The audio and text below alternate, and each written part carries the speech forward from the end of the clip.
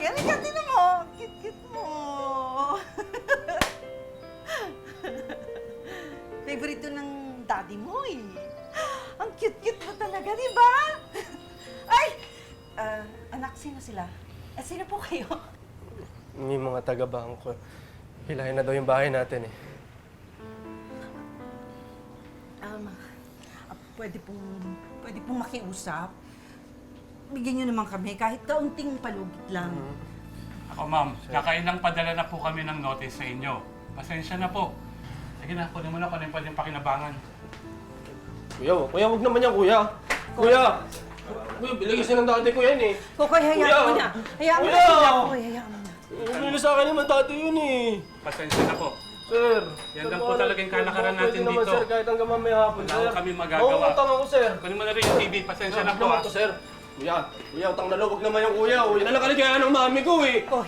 Sir, pinapanood niya nga yung commercial ko dito, sir eh. Kokoy, TV lang yan. TV lang yan, anak. Bilhin TV na lang. dati Pasensya na ito po, sir. eh. Sir! Pasensya po kami. Sir! Sir naman! Sir! Kuya! Kuya!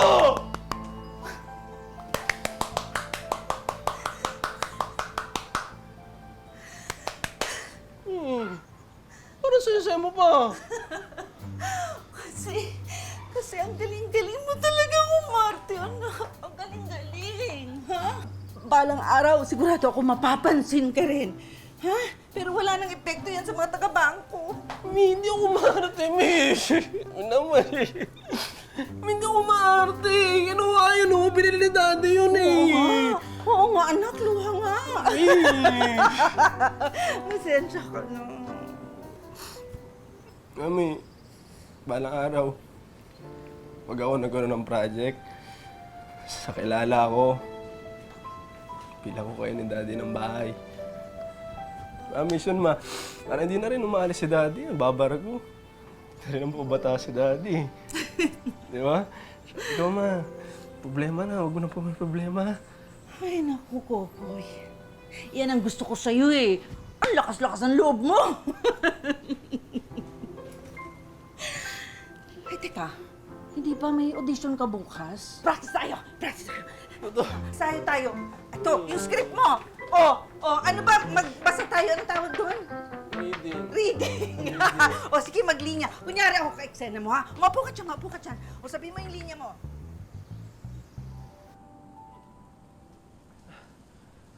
Parang awa niyo na ho. Gagawin ko ang lahat. Ibibigay ko lahat, pati yung buhay ko. Ganun ko siya kamahal. Mahal na mahal ko siya. Ano yun? What is this, a joke to you? Hey, Kokoy, we are looking for a romantic leading man, hindi comedian. Next! Direk, wait lang. Direk, kailangan ko kasi itong role na to, Direk eh. Baka naman kung pwede. Direk. That was much better.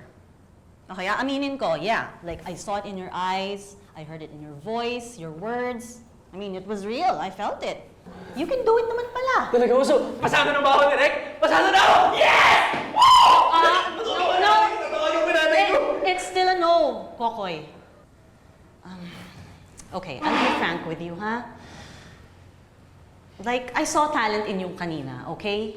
Nagawa mo naman. But like, from what I can see sa'yo ngayon, how do I say this? Hindi ka lang kasi mukhang artistahin eh. At lalong hindi ka bibidahin. Mahihirapan ka makast sa mga malaking roles. So, I guess I can just recommend you for bit parts kasi kaya mo naman mag-deliver ng lines. Pero hanggang dun lang muna. Okay? I'm sorry to get your hopes up. Sige, papasok na ng next. Nang mga panahong iyon, bihira ang dumarating na projects para kay Kokoy hanggang sa tuluyan na ngang nariposes ang bahay na hinuhulugan noon ng kanyang ama. Kaya lumipat na lamang ang kanilang pamilya sa isang paupahan lugar.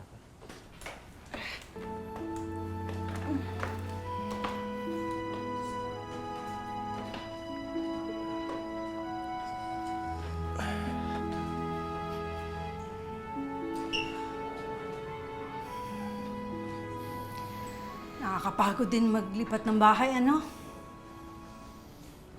Dati, napalayas na rin tayo sa inuupahan natin.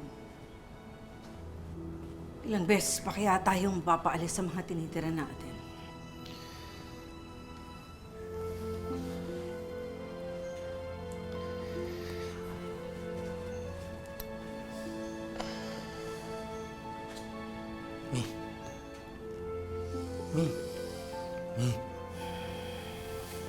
Tingnan mo nga ako sa mata.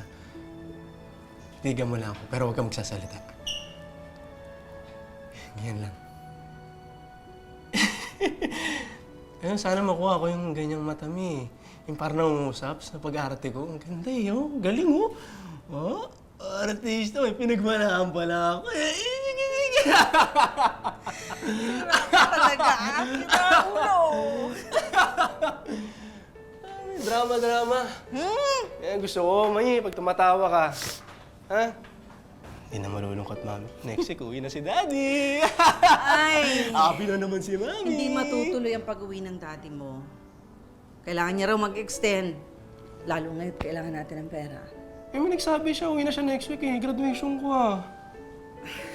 Ano gusto mo? Uuwi siya, pero lahat tayo nga. Yun ang gusto mo? Eh, hindi na lang dinawatin sa graduation. Eh, kasi nalulungkot ka eh. Bunso, mas malulungkot ako kung hindi ka mag-graduate. Sinuportahan kita sa pangarap mong mag-artista. Pero wag mo naman kaming biguin, makita kang may hawak ng diploma. Tas itatapon mo pa yung hat mo, di ba? Pag nag-graduate. Sagi sa mataas. Ito.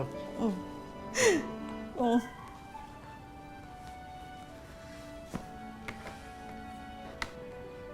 Mi, taga-production! May racket daw ako extra with lines! Kakasabi ko lang kami!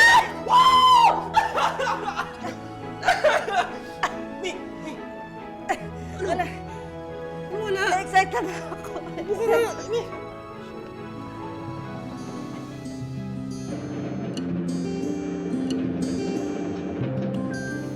Anak, huwag kang kakabahan, ha? Tandaan mo, ang isang teleserye hindi naman makukumpleto kung walang extra, ha? Teka, hoy, parang di pantay ang makeup mo. Wala nag-makeup, Mi. Okay na yan, Mi. Ay, teka, magpatulong tayo. Nandito yung makeup artist na kita Hindi mo namin kanina. nakakaya. Hindi, sandali. Mi! Oh, ayan lang siya. Wala naman Nakakaya ginagawa. Teka. Ah. Kapatid. Kapatid! Kapatid! Ay! Ay, naku, sorry. Pasensya na. Kapatid, wala ka namang ginagawa. Pwede bang i-retouch mo yung anak ko? Hello po. Ano ba yung anak mo? Extra. Ano ginagawa? Natutulog? Natutulog kasi nga pagod, puyat. Ano ba kailangan ayusin dyan sa Junakis mo? Eh, extra lang naman pala. Uy! Hindi ah! May dialogue yan! Parang yung itsura naman ng anak mo, hindi na mahagip ng camera. Hindi na mapapansin yan, mother. Yun nga gusto kong maayos ang makeup niya para mapansin siya. Naku, ang dami-dami na kayang extra na naging malaking artista. Si Barbie o si Sanya. O tapos, Dapat, Miyahan mo na. Paano lang mag-ayos ang mukha ko? pero kasi, Thank you ah. kaya naman pala ng Junakis mo eh. Ang hirap kasi sa inyo mga stage mother. Kayo pa mga ex-senadora.